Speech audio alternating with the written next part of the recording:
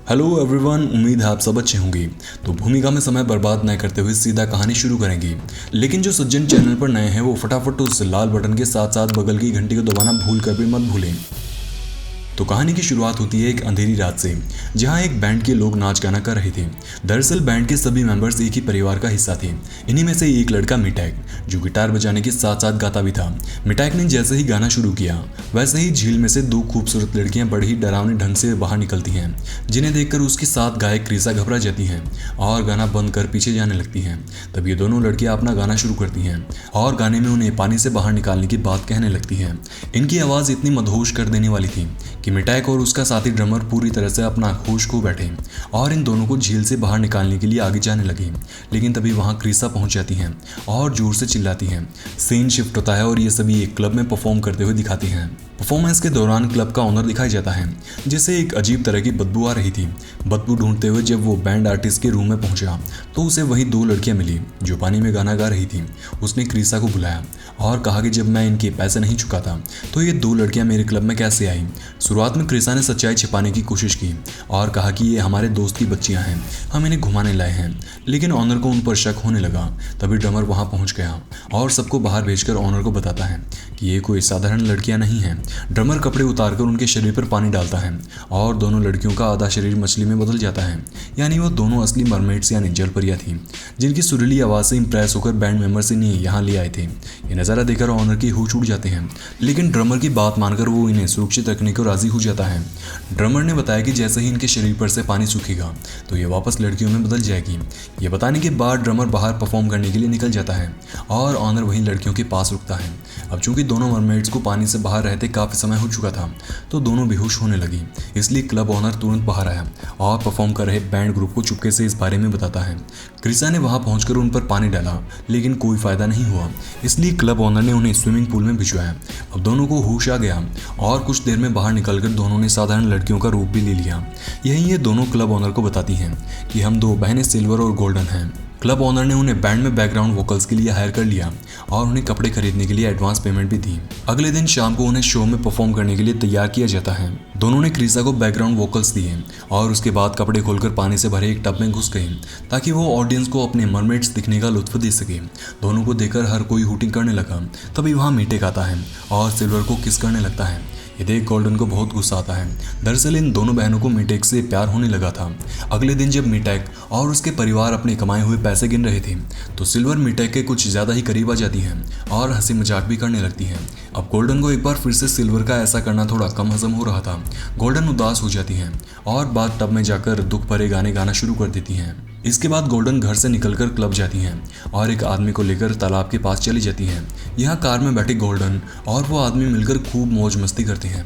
कुछ देर तो दोनों की हंसी मजाक की आवाज़ सुनाई देती है, लेकिन कुछ ही मिनट में आदमी की हंसी चीखों में बदल जाती है और गोल्डन मरमेड के रूप में बाहर निकलती है और उस आदमी का दिल खाते हुए तालाब में चली जाती है। अगले दिन जब मिटैक और सिल्वर काम पर जाती हैं तो सिल्वर मिटैक को बाथरूम में लेकर जाती हैं और बेड टब में बैठकर दोनों खूब रोमांस करते हैं। कुछ देर बाद जब पानी में भीगा हुआ मिटैक और सिल्वर बाहर आते हैं तो सब लोग उन्हें छेड़ने लगते हैं। इसी बीच अचानक से गोल्डन एंट्री लेती हैं।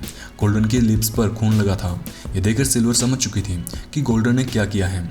उसने गोल्डन से पूछा कि इंसानी खून तुम्हारे होठों पर कैसे आया, जिस पर गोल्डन ने झूठ बोला और कहा कि ये बस एक गाय का खून है। इसके बाद दोनों बहनें अपनी परफॉर्मेंस देने ऑडियंस में चली जाती हैं।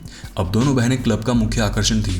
लोग सिर्फ उन्हीं की परफॉर्मेंस का इंतजार करते हैं। जोरदार परफॉर्मेंस देने के बाद गोल्डन और सिल्वर काउंटर पर गई, जहां उन्हें एक अजीब सा दिखने वाला आदमी ट्राइटन दिखाई देता है। सिल्वर तो उसे देखकर निकल लेती है, लेकिन गोल्डन को वो पसंद आ रहा था। वो जैसे ही उसके पास गई तो ट्राइटन ने बताया कि मैं भी इंसानों में से नहीं हूँ, मैं भी एक सी क्रिएचर हुआ करता था, लेकिन एक गलती ने मेरी ज़िंदगी बर्बाद कर दी। मैं जानता हूँ तुम्हारी बहन मिटैक से प्यार करती है, लेकिन अगर सिल्वर ने किसी इंसान से शादी कर ली तो प्रकृति का नियम तोड़ने के चलते वो सी फॉर्म में तब्दील हो जाएगी। साथ ही अगर तुम्हारी बहन की पूंछ कट गई तो उसकी आवाज़ भी नहीं रहेगी। मेरे सर पर भी पहले सिंग हुआ करते थे, लेकिन कुछ गलतियों के चलते मैं उन्हें खो बैठा। ये सुनकर गोल्डन सिल्वर को समझाने गई और उसे ट्राइटन की सब बातें बताई, लेकिन सिल्वर ने उसकी बात पर विश्वास नहीं किया और मिटैक से रोमांस करने चले गए, जिसके चलते वो अपसेट होकर क्लब से बाहर चली जाती हैं। जहां गोल्डन को एक औरत रोकती है और बताती है कि वो लेडी पुलिस है और तालाब किनारे मारे गए शख्स की वो इन्वेस्टिगेटिंग कर रही है। लेकिन गोल्डन उसे अपनी आवाज़ से हिप्नोटाइज कर लेती है और उसी के घर में जाकर उसके साथ रोमांस करने लगती है। इधर सब लोग घर पहुंच चुके थे। मिटैक, सिल्वर, क्रिसा और उसके पिता यानी ड्रमर आपस में बातें कर रहे थे। इसी बीच टीवी पर खबर आती है कि तालाब किनारे एक आदमी की दर्दनाक हत्या हुई है और उसमें इंसान के अलावा कोई जीव भी इन्वॉल्व बताया जा रहा है। खबर देखते ही सिल्वर समझ गई कि ये गोल्डन का काम है, लेकिन अब मिटैक और उसका परिवार उन दोनों पर शक करने लगा। देखते ही देखते बहस छिड़ गई और सिल्वर उन्हें कहने लगी कि उन्हें अपने काम के पैसे चाहिए। इसके बाद दोनों बहनें कमरे में जाती हैं और सिल्वर इंसानों का पक्ष ज़्यादा लेती है, सो उनके बीच लड़ाई छिड़ जाती है। इसी बीच वहाँ मिटैक के पिता पहुँचते हैं और दोनों को जोरदार पंच मारते हैं, जिस वजह से ये दोनों जमीन पर गिर जाती हैं। मिटैक और उसके पेरेंट्स को लग रहा था कि अब ये दोनों मर चुकी हैं, इसलिए वो उन्हें चादर में लपेटकर तालाब में फेंक देते हैं। लेकिन क्रिसा को जलपरियों के साथ ये सब करके अच्छा नहीं लग रहा था। घर जाने के बाद उन तीनों के बीच झड़प हो गई और पूरा घर तहस नहस हो गया।